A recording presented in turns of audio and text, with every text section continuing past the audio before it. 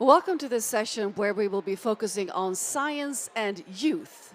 And we have great panels and speakers here lined up for you as always. Waiting for me here already, two prominent guests. We have with us Peter Fikowski, who is founder and chairman of the Foundation for Climate Restoration. And it's also excellent to have with us here Susanna Hancock, who is an independent researcher at the Jubilee Foundation.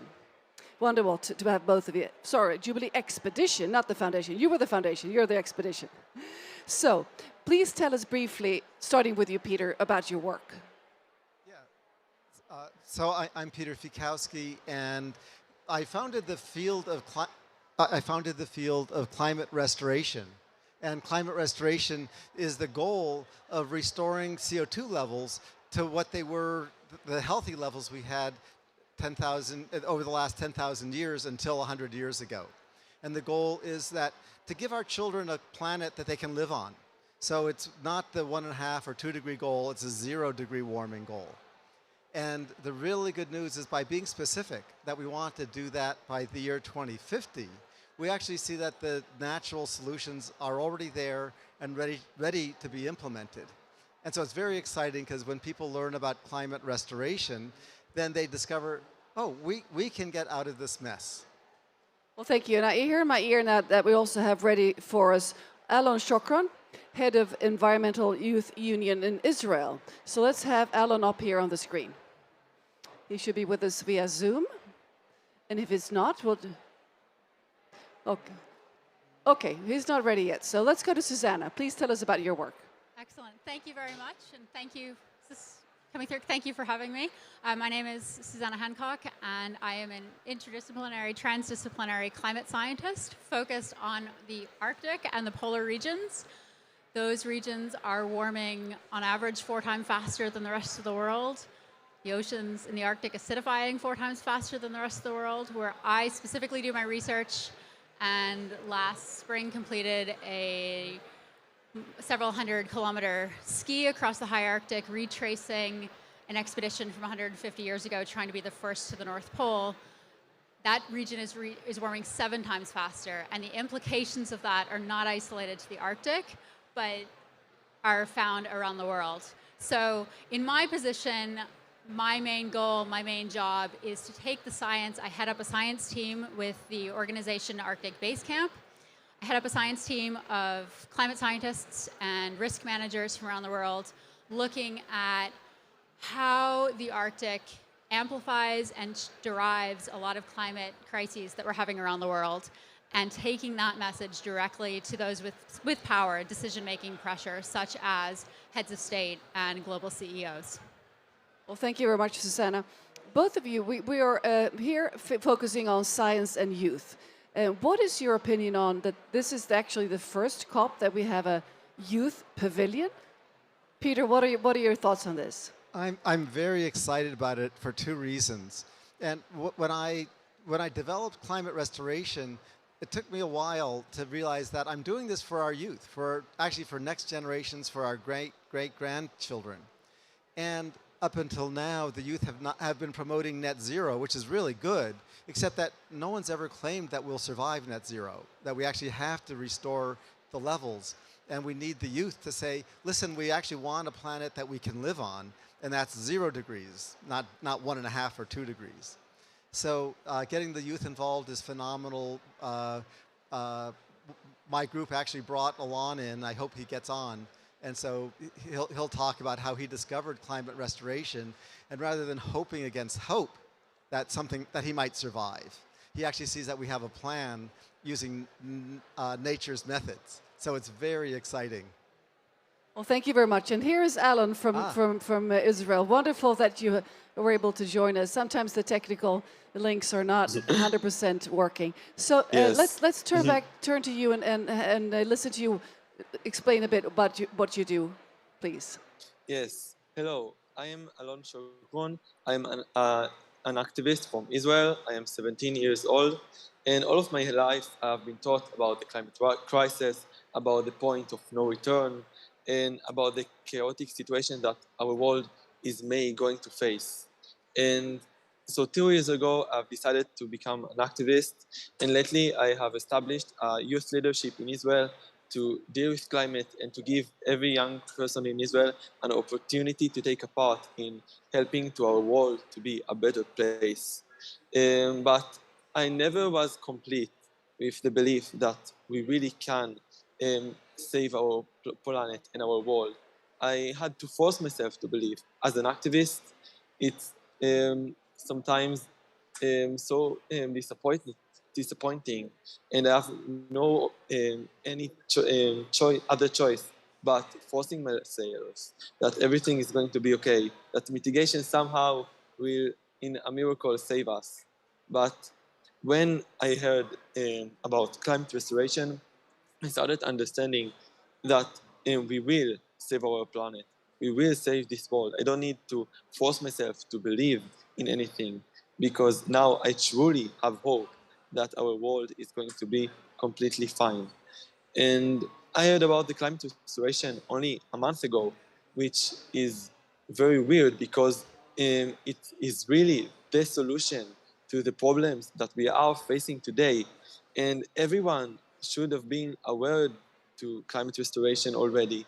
And for that, I've decided to take a part in establishing in the beginning of next year when we announced it 2 days ago from our villa here in the COP, the Climate Restoration Global Youth Leadership Summit, sorry.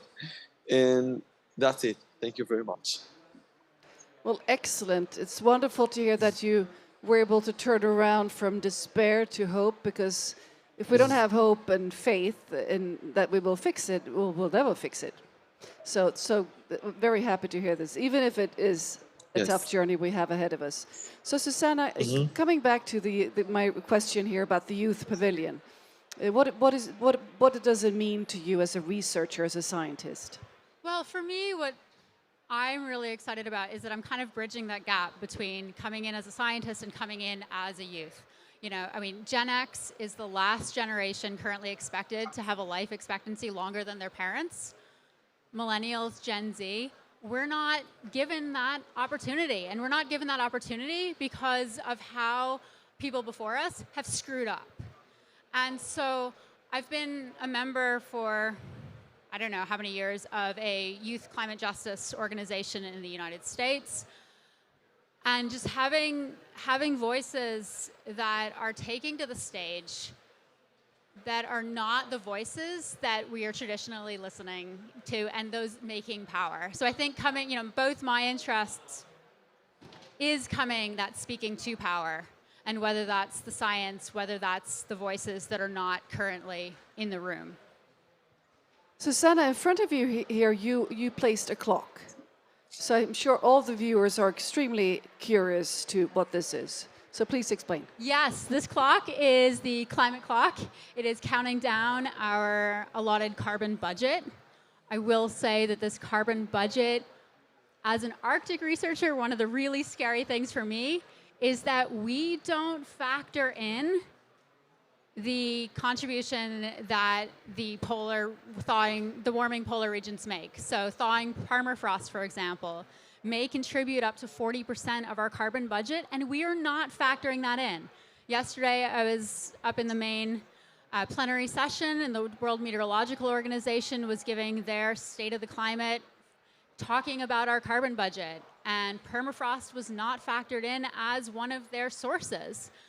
And they're talking with a degree of certainty to how we factor this. And these are the metrics that states are using to decide their plans. And if we're not factoring in nearly half, that's setting us up for absolute disaster.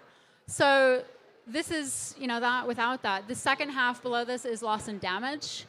And for me, again, coming in both as an Arctic person and as a citizen of the world, changes in the Arctic are causing chaos around the world.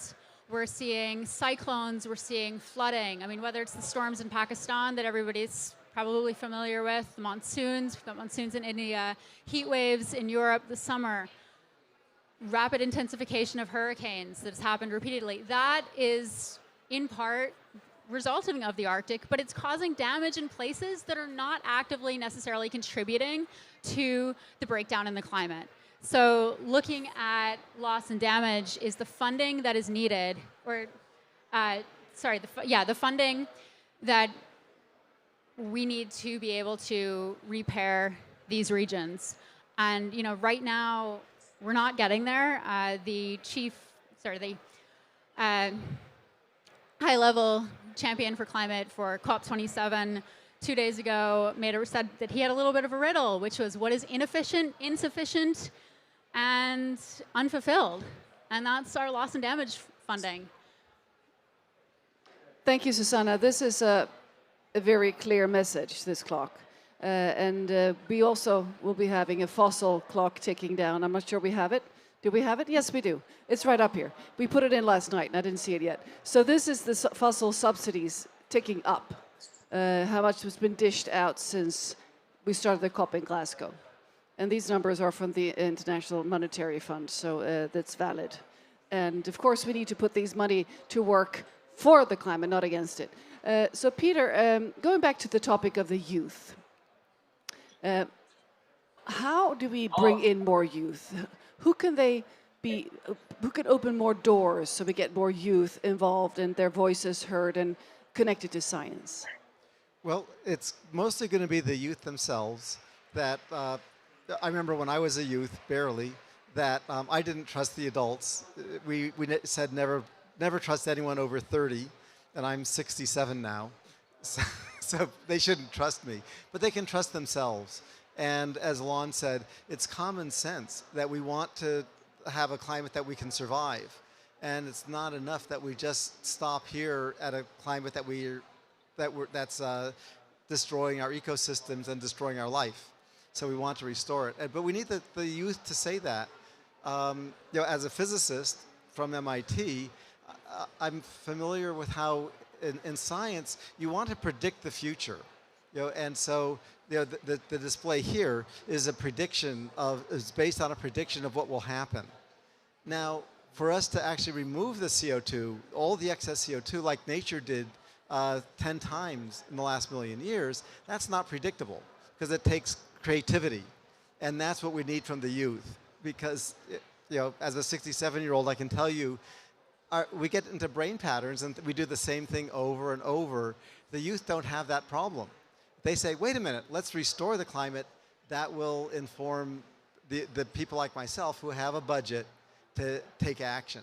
Right now, the biggest problem is the budget keepers, the U.S. administration, investment banks. They're all doing the standard same old, same old, same old. And so we need the youth, like Alon, to say, wait a minute, focus on restoring the climate to get the result we want. Well, thank you very much, Peter. Alon, what are your reflections when you listen to people? Peter, you were nodding most of the time as he was speaking, so I guess you agree. But your reflections, please. Yes, of course. I think that the best way to make youth be involved in our struggle is to show them that they can make a difference, they can change, they can help to solve this problem, because now the young people are pretty much hopeless, even the ones who are activists. And this is something that we need to find how to change. In Israel, for example, we really give them a platform to create and do some changes, because till now, most young people have just only protested against the governments. And for example, in Israel, it didn't really make the difference. And I think that the best way to show them that they can really change and help to solve the problem is to give them something proactive that they can do, and that they don't need to go against other people, but they can just see how they by themselves can help solving the climate problem. Well, thank you very much. I have a question to all of you, and any of you can answer. In my home country, Sweden, there is a big lack of competence when it comes to science, and not enough youth are studying science. Not enough youth are studying programming that we need to power all the electrification and the digitalization that we need to be able to get this done. So what are your reflections on competence and the lack of competence in education from your aspects? Who would like to answer that? Peter. I think the most important thing is really getting the heart involved. That when I was young and President Kennedy said we're going to land a man on the moon, it was exciting. And then that excitement has got me into astrophysics and physics. And so just the raw technical stuff is less important. That, remember, we went to the moon using slide rules. And I was talking to a friend who didn't even know what a slide rule is anymore. But this is before calculators, long before computers. That's how we went to the moon. The important thing is heart, and let that take people into tech. So also, from my point of view, I think we need to make young people, and of course you understood already, that science is also a means to save the world, that you don't have to go into other fields to be able to be a good climate citizen. We really, really need young scientists. So Susanna, you're still young and you're a scientist. So what can you say to young viewers out there watching that are maybe contemplating studying English instead of natural sciences? Well, nothing wrong with English studies, but we need more scientists, right? Well, I think two things. One is I started so I started in science actually when I was 4 years old. I wanted to be an astrophysicist, and that's why Peter and I get along. Astrophysics unites. But it was that draw into that curiosity for me, and it was really following that curiosity and creativity, which are things that we don't always associate with science. And so often in our education, those are things that are drawn out of subjects like science. We see those as very left-brain, concrete, no room, no play with anything. But when you get into the higher levels, the amount of creativity there is outstanding. And so figuring out how we can teach these subjects in a way that is invigorating, I think our education system is part of this. But I also think that we don't just need scientists. We need people, as Peter said, who are passionate. And right now, I think one of the biggest issues from the younger generation is that, and I don't need to say this, the younger generation doesn't need to say this, Secretary General Antonio Guterres the other day, a little while ago, talking about how global leaders, business leaders, they say one thing while doing another, and quite frankly, they are lying. We are accustomed to this. And it's very hard to keep that passion, keep that enthusiasm when there's bullshit everywhere. You know, the COP26, you mentioned the fossil fuel subsidies since the start of COP26. Was there not the agreement out of that of no more fossil fuels? The initial writing was phasing out, then it was phasing down. Yeah, phasing down. So it's correct. a watering down of the... But yeah. We haven't seen that trajectory yet. In my own country, in the States, US, you know, it was within a week of COP26 ending that we auctioned off 80 million acres in the Gulf of Mexico. We last year were averaging 332 fossil fuel permits per month. These are escalating. We're not going in the direction that our leaders are saying. So it's finding that passion. However, I think it's not just science. It's whatever lights your spark and is going to give you that renewed energy to keep fighting. So it's basically about harnessing. You're talking about the love in here, Peter, and the energy. And of course, you're also, you mentioned earlier in your statement that you were more feeling feelings of despair that you were able to turn into action. So it's all very much about emotions, right? And on that note, we have this campaign, We Can Do It. It's on this screen here, and it's a global campaign that we are launching now. And it's a way of lifting the spirits. That it's a way of committing to saying that, yes, we believe we can do it. Because if we don't believe it, it's not going to get done. So how about if we just take those numbers over there, all the fossil subsidies, and channel them into action. And this is actually our message. Rid of the fossil subsidies, put them to work, on climate action. So would you be able to do that gesture, the rosy gesture? You're good? Are you good, Alan? Will you want to do this? Yes. For the camera? Come on. Of course. Flex. Here we go. All right. Yes. Yes. Wonderful. Well, fantastic that you were able to be on all the way from Israel. Well, it's not that far from Egypt, actually. But wonderful. And Yes. keep up the wonderful work you're doing. And let's have more youth turning despair into action. And thank you, Susanna Hancock. Let's keep our fingers crossed and our fists really clenched to power this up. Yeah. So you don't have to go to the Arctic again and not be able to ski across as you intended the last time. I remember that. Indeed. Yeah. Yes. Thank you. And Peter, fantastic work you're doing.